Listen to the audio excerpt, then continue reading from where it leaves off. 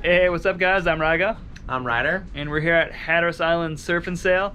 And we're going to talk about the Ultra today, which is a kite that you know well. I've got one. I've only used it one time, so I don't have anything to say on this kite, but it's the one at the shop. Like Tucker at our shop loves this kite. He's been like preaching to me for years that I need to get on one. It's like the original like hype foil kite. Yeah. Surf kite. Yeah. No, it's pretty epic. Airush actually, not a lot of people know, but they actually invented the one-strut kite. So they made the first one-strut kite called the One in 2013. And it was completely different kite from the Ultra. Like very grunty, had like totally different aspects. But then the Ultra, I was in Mauritius with the designers, and I was like, I don't get it. Like, why are you making this kite? I'm like, who's gonna want a one-strut kite? Like that's like, oh, you know, for foiling, free ride. I'm just like, dude, like no one's gonna want a one-strut kite for all those things. And then it turns around a couple years later, I'm like, man, the Ultra's a sick kite. I'm like, I have a 10 meter and I actually use it instead of my 12 meter, like for the sound. Like when it's kind of light, when it's like 15 to 20, I don't really like to use a 12 meter and do freestyle, like strapless freestyle stuff actually. So I'll use a 10 meter Ultra, and I'll basically like, once you start working the kite, you can like generate apparent wind really well, which is like the most fun thing about it. So you're not that powered, you're standing there, you kind of like pump it, and because it's so light and efficient, you can move it up and down and generate a lot of power, and it like surges really far forward. So you're like not that powered, you move it, you edge, and the kite goes boom, boom, boom, boom, boom, boom. Then you're kind of powered, and then you try a trick, and then you're like, what just happened? I was like slogging, and now I'm like cruising. So it's pretty insane kite. And for foiling, it's obviously for the same reason. It's super fun because you can crank it to get on a foil, and then once you're up, you can park it, and it's super light and doesn't want to sink down. Relaunch is super easy, and I actually used even the old one for like strapless freestyle, like a 7 and a 6 when it was blowing like 35, like today. Nice. I was out on it, and people are like, oh, you can't kite those kites in high wind, like they don't work. And I'm like 190. I was on like a 7 meter in like 35. Dang, man. Trying like triple fronts. And people are like, no, it doesn't work. I'm like, it actually works pretty good. And then when it's light, it's super fun too, because it cranks so well and so efficient. So it's definitely like a different feel. Like it doesn't have like the easy loft and hang time of like, you know, like 5 struts, heavy duty, like really supportive kites. But it's still just an epic kite to fly for a little bit of waves, foil, and just free riding is epic. Yeah, man. I like that you bring up the point too about going out lit on that, because a couple years back I started trying some of the one-strut kites as well, and at first you're like, oh holy hell, like I'm getting so overpowered so fast. And I feel like some of the more recent ones, and obviously I don't know the Ultra that well, but like they're getting a lot better, it seems, like at handling like a bigger, and like you said, they're not a 5-strut kite. You can't just be freaking pinned on one. Yeah. But they're a lot better these days with that regard. Yeah, there's a lot better. And what I've also noticed too is like, you always expect them to be a little bigger. So like my 10 Ultra, I put like my 12 session, right? Like I put those equivalents, right? No kidding. Yeah, so I don't like, if I'm taking out a 12 Ultra, it's freaking light.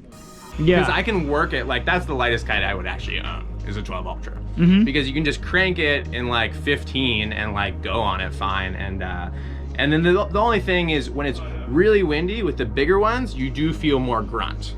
Yep. It does come through more.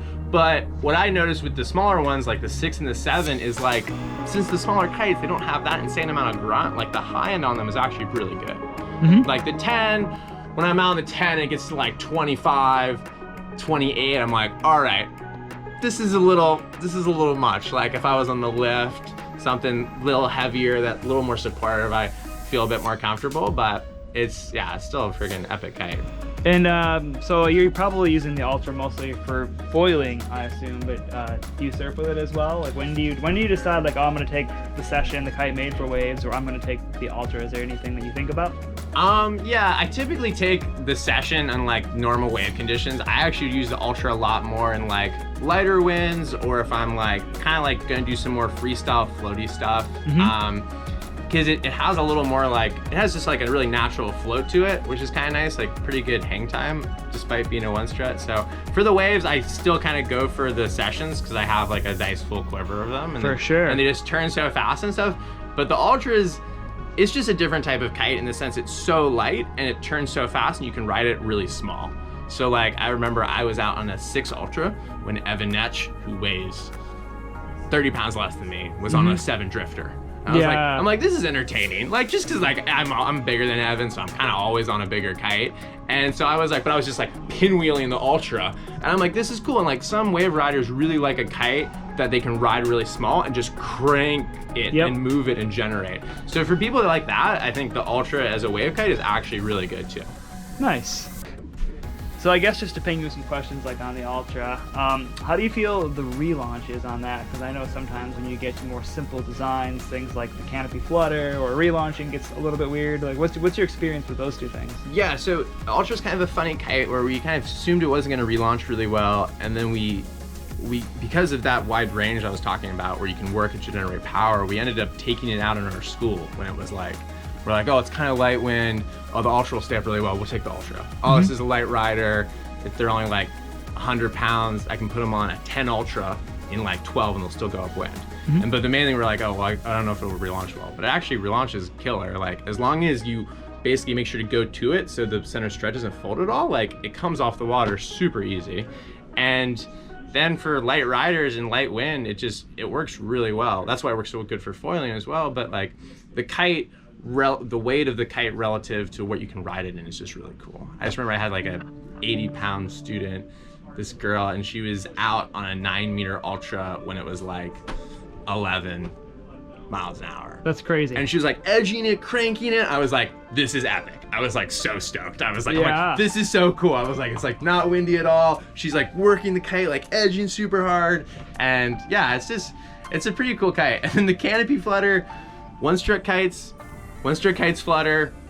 That's just like the fact of one-strut kites. So like if you're really powered or really depowered, or like if you're really overpowered on it and you depower the kite a lot, it's gonna naturally flutter more, just like any kite. But because it doesn't have extra support in the canopy, it's gonna flutter more. Does this make your kite like die faster, all that stuff? It's not that big of a deal. Like they're gonna flutter on the beach regardless. Yeah, they're gonna flutter regardless. Like if your kite is sized correctly, like you shouldn't be depowering the kite the whole time. You should be sheeted in more on the kite and flying it more normal. And the other thing that is also kind of is like you need to pump up the kite really friggin' hard, and not like, I don't mean like 6 psi. That's not gonna do it. And I kept telling my friend this, who bought an 8-meter over and over again, and he has this pump, and he was like, well, I got to the red part in the gauge, and I was like, I can't go past the red. I'm like, go past the red. I'm like, it's fine. Go past the red. And he's like, I did it. I went past the red. He's like, flew great kite. So that's like, a good point to mention as well, man. I do that with kites like 10 and down, 3 struts or less, anything like that. I get them so much more stiff, and people are like, bro, why are you pumping your kite so stiff? And it's like, you need the support. Like it makes sense. It's common sense. It makes it fly so much better. And you also like it's really hard to pop a kite when you're hand pumping it. It really is. It really is. And like people are like, what if I go and like slam it? You're like, I mean, I guess if you're like planning on smoking your kite really aggressively, like maybe if you pumped it up a little less rock solid, it might not hurt it as much. But for like performance, the kite flies so much better. And with these model of kites, it's not like you're trying freestyle tricks. You're not going to be tomahawking your kite on a regular. You shouldn't be. Yeah, that's not what that's not the aim here. That's not the aim here. It should be like mellow. You should be foiling and like ride it a little underpowered anyway. Like, yeah, you shouldn't be tomahawking it at all. So no, it's pretty epic, but yeah, definitely inflate it a lot for sure. Cool, man. I appreciate the time, the interview. So if you guys found the video helpful, hit that thumbs up button, subscribe to the channel. You got any questions, drop them in the comments. Tucker here at the shop knows this kite intimately, so he'll get back to you. And we'll catch you next time.